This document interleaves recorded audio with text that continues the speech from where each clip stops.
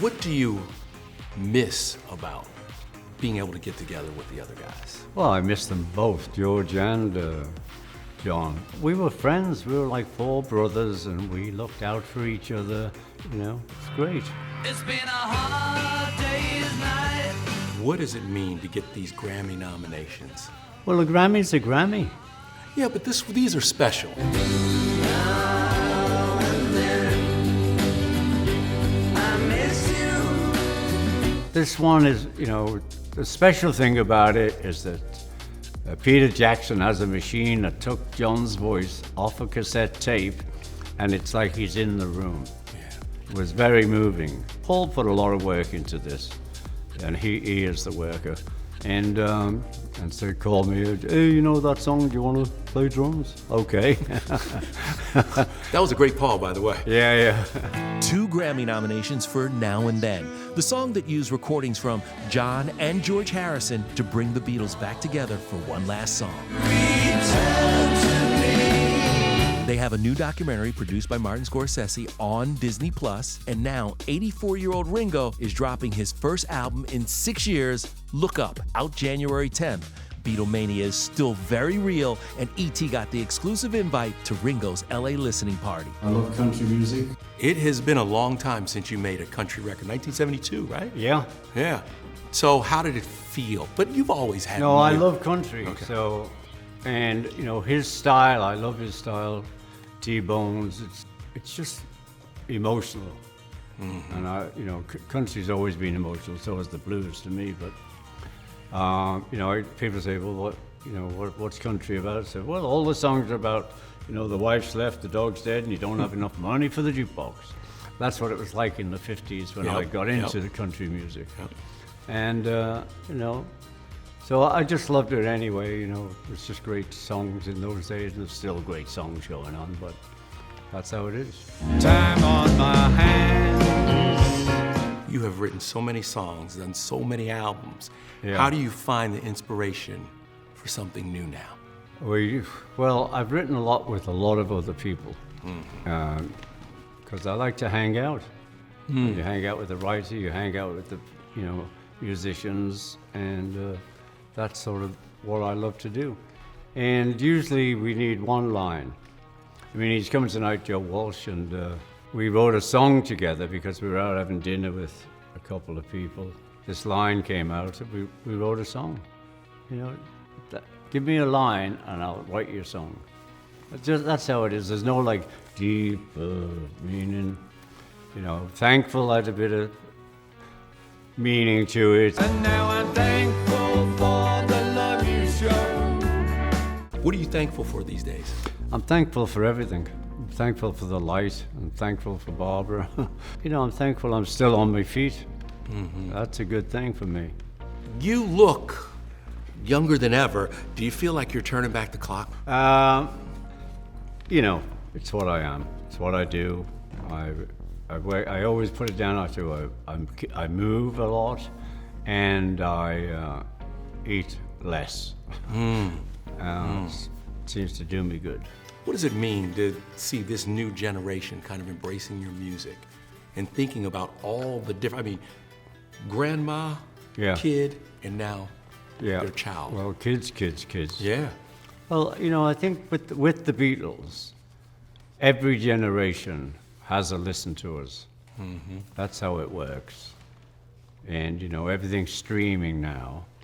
And I just put on a post on my website, that Octopus's Garden has had 100 million streams.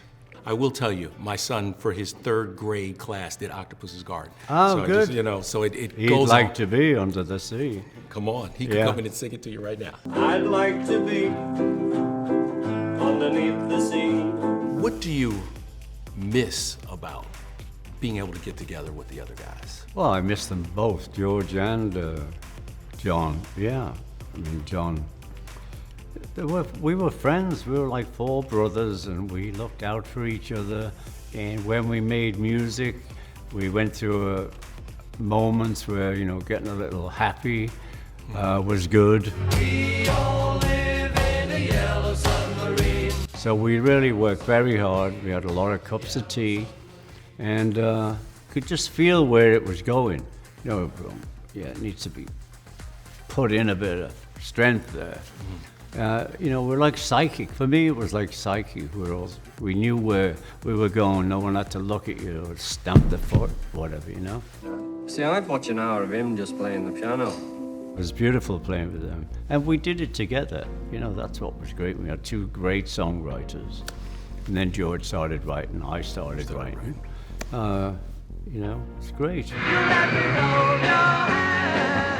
The Beatles are still doing like 5 billion streams a year.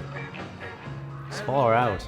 Ringo collabs with Eagles guitarist Joe Walsh on the album, and check out this moment when Joe literally crashed our interview.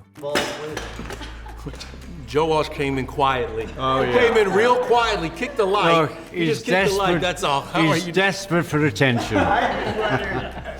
Just come and stand here. Come on in, Joe. I'm gonna ask him, what was it like working with Ringo?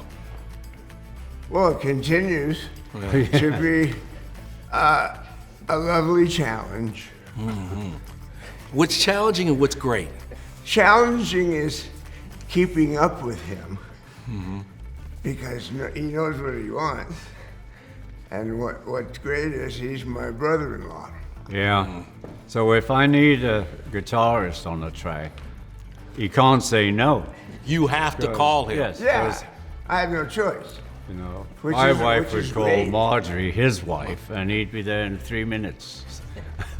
Can I ask you something? What is it like to be that close and be part of two iconic bands? Like you walk down the street and people can sing your songs Yeah. over and over again.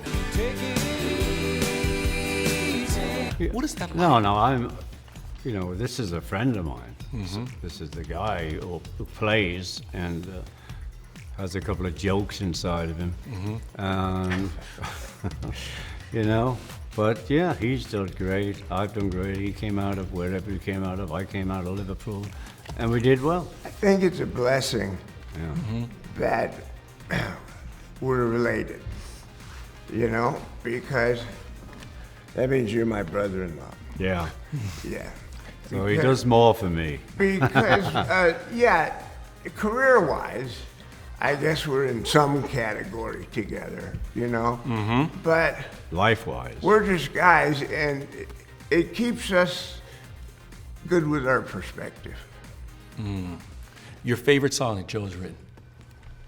Joe wrote? No idea. Your favorite song that he's written? Oh, boy. Favorite song?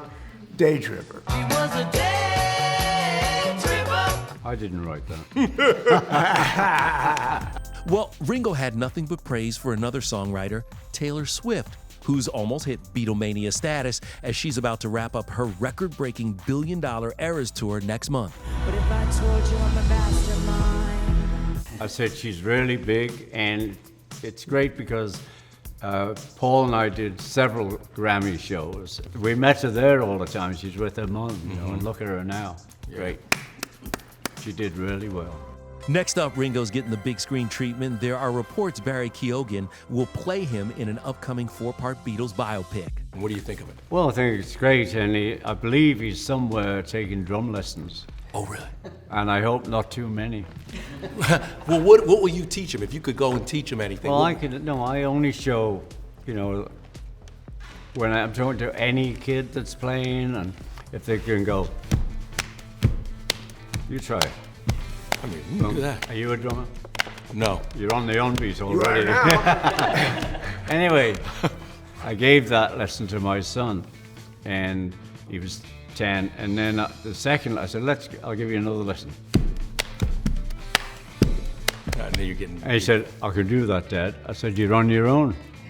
Because, you know, if you can do that, then, and, you know, I did a master class, and we were talking about, you know, I'm not asking you to play like me, but you have to have the movement that you can do this stuff. Feel it.